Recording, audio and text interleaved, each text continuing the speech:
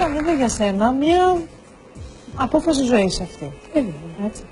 Πριν παντρευτείτε, είχατε κουβεντιάσει το συγκεκριμένο θέμα, γιατί εσύ όταν το γνώρισες ήσουν χριστιανή, ήσουν κοντά στο χριστιανισμό, δηλαδή ήμουνα σε πολύ βαριά αναζήτηση τότε και δεν ήμουνα μια καλή πιστή χριστιανή πια. Δηλαδή είχα πάρα πολλές ερωτήσεις, πάρα πολλές αμφισβητήσεις, χωρίς αρνητικά αισθήματα, απλά είχα κάτι ανικανοποίητο που έψαχνα να το βρω και είχα μια πολύ σοβαρή αναζήτηση στη ζωή μου. Τι ήταν αυτό το οποίο αναζητούσες, δηλαδή τι ήταν αυτό που δεν σε κάλυπτε εκείνη την περίοδο από τη χριστιανική θρησκεία? Είχα κάποια προβλήματα σχετικά με τη θέση της γυναίκας καταρχήν. Πώς βλέπει, ποια είναι η χριστιανική θεώρηση για τη γυναίκα, ποια είναι η θεώρηση σε άλλες φιλοσοφίες. Το ερεύνησα αυτό το θέμα και πολλά άλλα θέματα που έχουν να κάνουν με τη τριάδα, το τρισυπόστατο του Θεού κτλ. Πράγματα τα οποία είναι προσωπικά μου βέβαια, έτσι. Ναι. Δεν σημαίνει ότι και οι άλλοι έχουν τα ίδια ερωτήματα. Θέλω να μείνουμε λίγο σε αυτό που είπες για τη θέση της γυναίκας. Δηλαδή, είπες ότι είχα κάποια κενά για τη θέση της γυναίκας. Τι ήταν αυτό που σε προβλημάτιζε στην χριστιανική θρησκεία? Δηλαδή, δεν ένιωθες ότι έβρισκες αυτό που θα σου έδινε τη δύναμη και που αναζητούσες? Αυτό που κατάλαβα εγώ στην αναζήτησή μου είναι ότι όσο και να προσπαθήσω, όσο και να παλέψω, όσο και σωστός άνθρωπος να προσπαθήσω να γίνω, θα είμαι πάντοτε υποδέστερη και εν δυνάμει αμαρτωλία, ας πούμε. Αυτό το ενοχικό αίσθημα που εγώ βίωνα, ας πούμε, ένιωθα ότι δεν είναι σωστό απέναντί μου και έψαχνα να βρω ότι γιατί να είμαι διαφορετική έναντι του άντρα. Στο χριστιανισμό λοιπόν η γυναίκα, λες, επειδή αυτά είναι λίγο θεολογικά ζητήματα, όμως, έτσι, εγώ δεν μπορώ να τα υποστηρίξω, ίσως μετά θα ρωτήσουμε έναν θεολόγο να μας πει δύο λογάκια πάνω σε αυτό. Αισθανόσουν ότι η γυναίκα στο χριστιανισμό πάντα ήταν υποδέστερη, δηλαδή ό,τι και να έκανε παρέμενε μια δυνάμει αμαρτωλή, μια γυναίκα... Αυτό είναι θεολογικό και ριζικό έτσι ερώτημα. Δεν έχει να κάνει με την καθημερινότητα. Επίσης με ενοχλούσε πάρα πολύ το γεγονός ότι δεν μπορούσα να εκφράσω δηλαδή την πίστη μου, τη θρησκεία μου. Εδώ θεωρείται λίγο ταμπού. Μια πιστή χριστιανή δεν έχει πολύ μεγάλες διαφορές από εμένα. Ναι. Θεολογικά δηλαδή. Δηλαδή, τι θεωρείται ταμπού? Είναι πολύ λίγος κόσμος που προσεύχεται. Ναι. Η προσευχή μου έλειπε. Έψαχνα να βρω δρόμο για την προσευχή. Η προσευχή είναι αυτή που μου άλλαξε πραγματικά τη ζωή μου. Το Ισλάμ ήρθε σιγά σιγά. Δηλαδή εγώ παντρεύτηκα μετά από 2 χρόνια ασπάστηκα το Ισλάμ. Δεν παντρεύτηκα και ασπάστηκα το Ισλάμ. Άρα όταν σου έκανε ο Ναήμ την πρόταση γάμου και σου ζήτησε να γίνεις γυναίκα του, δεν συζητήσατε από πριν ότι εσύ θα βάλεις τη μαντήλα και θα ασπάσεις? Όχι, οπωσδήποτε όχι. Δεν υπήρχε κανένα τέτοιο θέμα? Όχι. Θα μπορούσες να συνεχίσεις ελεύθερα Φυσικά. να κυκλοφορείς χωρίς μαντήλα και να έχεις τη θρησκεία σου? Δεν υπάρχει ποτέ θέμα? Είναι μια επιλογή, δηλαδή είναι ένα αναπόσπαστο κομμάτι της θρησκείας, είναι ένα κομμάτι της πίστης, αλλά το πόσο θρησκεύεται κανείς και σε ποιο βαθμό πιστεύει είναι προσωπικό του θέμα. Και πάλι υπάρχουν πάρα πολλές μουσουλμάνες που δεν φορούν μαντήλι. Κοίταξε. Όταν ασπάζεσαι μια θρησκεία που δεν ήταν αυτή με την οποία γεννήθηκες και μεγάλωσες, δεν μπορείς να αρχίσεις να πεις ότι εγώ θα κάνω εκτόσεις και θα διαλέξω εγώ ποιο κομμάτι θα κρατήσω, ποιο κομμάτι θα πετάξω. Έτσι είναι χαρακτηριστικό ανθρώπων που έχουν ασπαστεί το Ισλάμ, είναι συνήθως πιο κοντά στις επιταγές της θρησκείας από ότι είναι άνθρωποι που έχουν γεννηθεί. Αυτό είναι ένα κομμάτι και μία πρόκληση για μένα. Δεν ήταν κάτι πολύ εύκολο, όμως το θεωρώ ότι είναι ένα κομμάτι της πίστης και πηγαίνω με αυτό, πορεύομαι με αυτό. Και κάτι ακόμα μου έκανε εντύπωση. Είπες ότι αισθανόμουν ότι στο χριστιανισμό ό,τι και να έκανα θα ήμουν εν δυνάμει αμαρτωλή.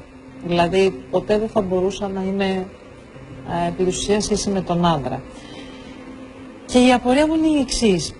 Γιατί μία μουσουλμάνα οφείλει σύμφωνα με τη θρησκεία της να καλύπτει όχι μόνο τα μαλλιά της και τα χέρια σας πρέπει να είναι καλυμμένα και να φοράτε μακριά ρούχα. Ναι. Μάλιστα οι πιο πιστές κάνουν, δεν ξέρω αν κάνεις και συμπάνιο με τα ρούχα το καλοκαίρι στη θάλασσα, αν έχεις αυτά τα ειδικά μαγιό, ναι. αυτό που καλύπτουν όλο το σώμα. Αυτό δεν δείχνει ότι η γυναίκα αντιμετωπίζεται ως πρόκληση που πρέπει να καλύπτεται για να μην προκαλεί. Γιατί καλύπτεται? Άρα σημαίνει ότι και η γυναίκα αντιμετωπίζεται διαφορετικά, ως ενδυνάμει αμαρτωλή ή ως κάτι που προκαλεί την αμαρτία. Γι' αυτό το καλύπτουμε για να μην προκαλέσει την αμαρτία. Ναι, δεν είναι ακριβώς έτσι αυτό το θέμα.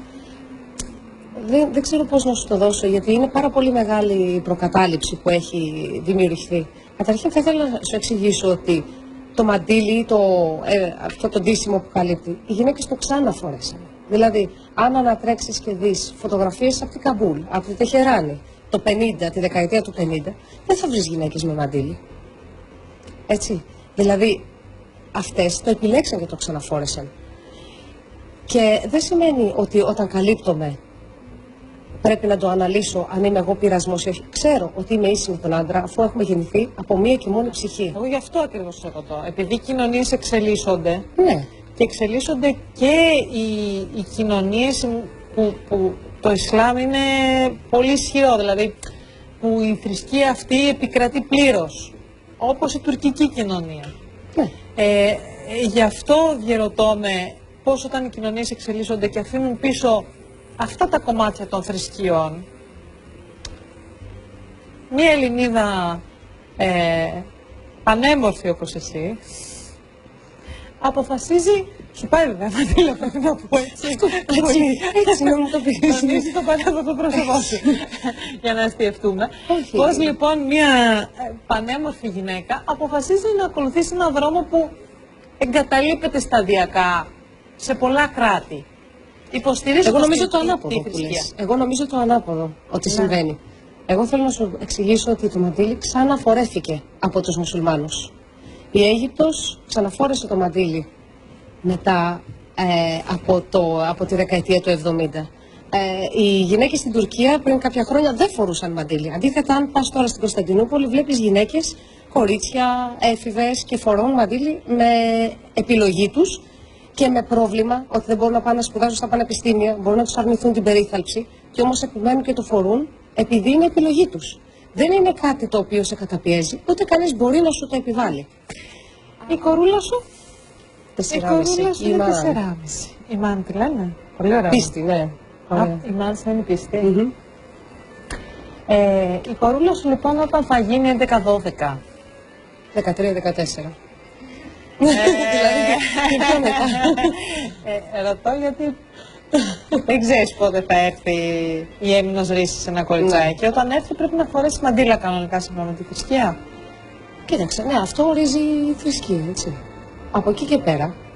Αν έρθει στα 9, στα 10. Όχι, κοίταξε τώρα τι γίνεται. Και πάλι αυτό, πρέπει να είμαστε, να γνωρίζουμε τι μας συμβαίνει.